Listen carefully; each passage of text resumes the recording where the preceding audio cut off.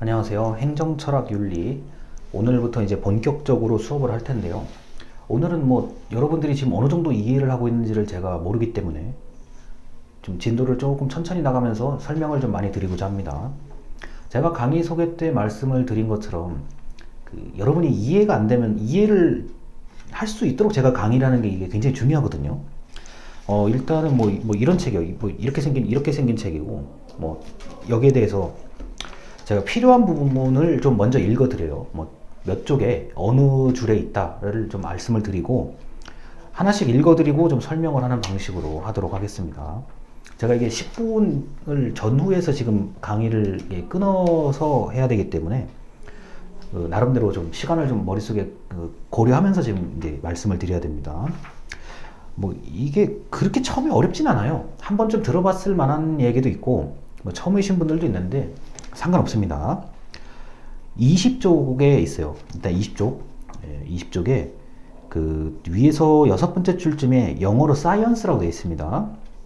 자, 사이언스는 넓은 의미에서 학문을 의미한다. 우리가 연구할 때 하는 학문을 의미하며 좁은 의미에서, 한정된 의미에서 자연과학을 의미한다 라고 합니다.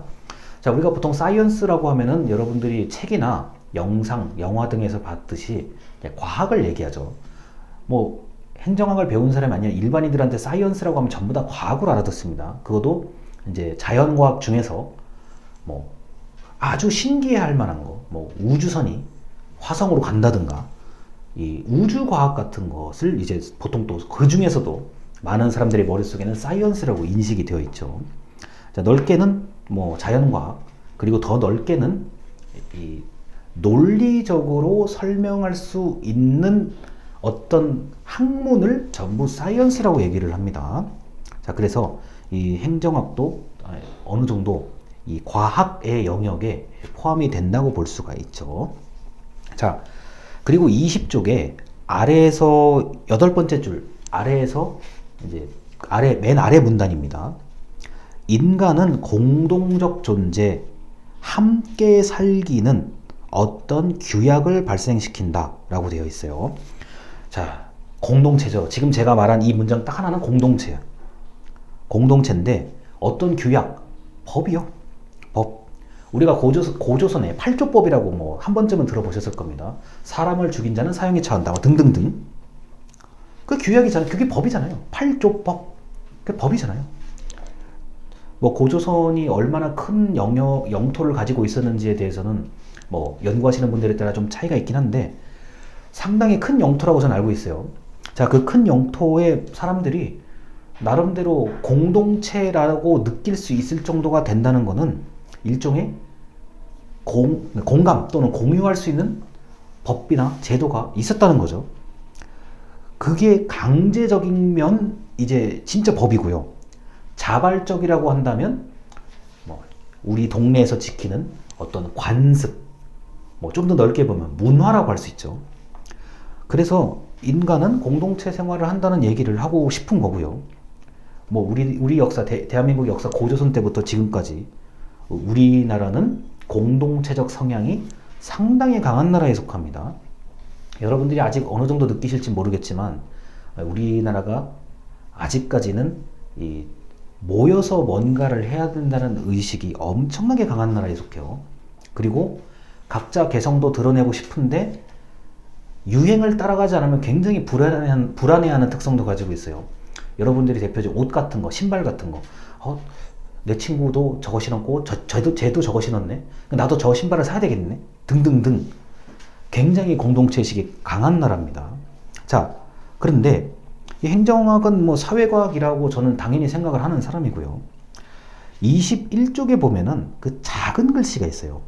그 작은 글씨에 영어로 이런 단어들이 있습니다. 영어로 괄호가 이렇게 쳐져 있는 단어들이 있어요. 실증적, 포지티브, 확실성, 정확성이라는 단어를 이렇게 좀 골라서 표시를 해두면 좋을 것 같아요. 자, 서양에서, 유럽에서, 옛날 유럽에서 이제 오기스트 공트라는 철학자가 실증주의라는 것을 얘기를 하죠. 자, 여러분이 행정학에서 실증주의 또는 실증이라는 단어를 들으면 이렇게 생각하셔야 돼요.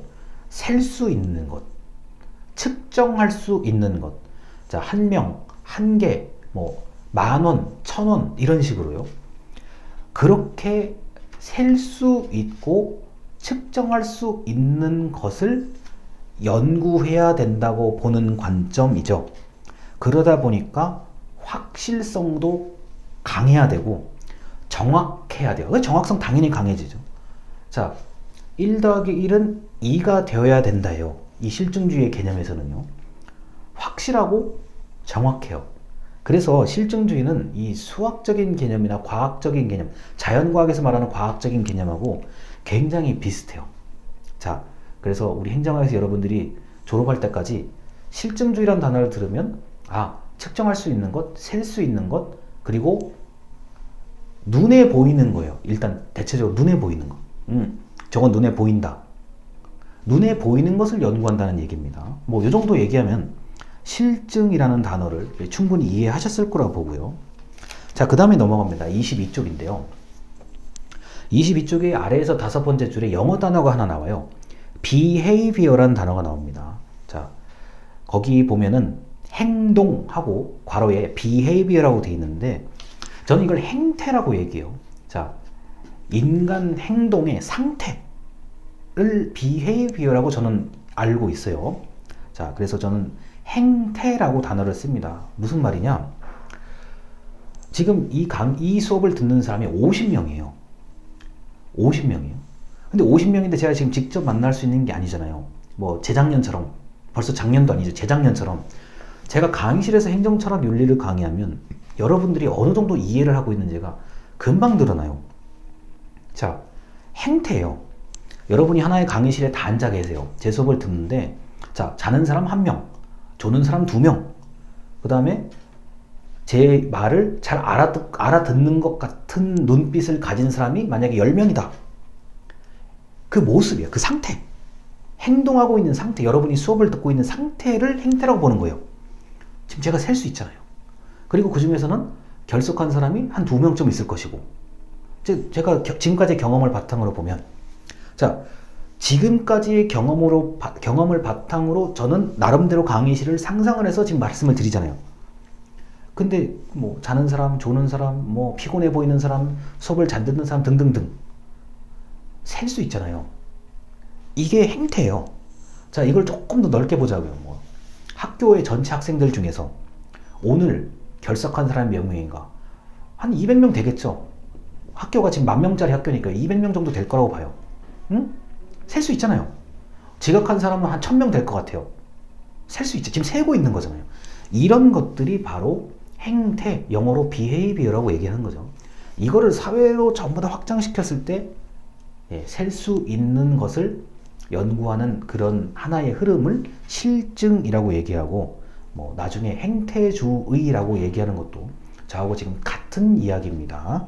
일단 여기까지 첫 번째 영상을 마치도록 하겠습니다. 감사합니다.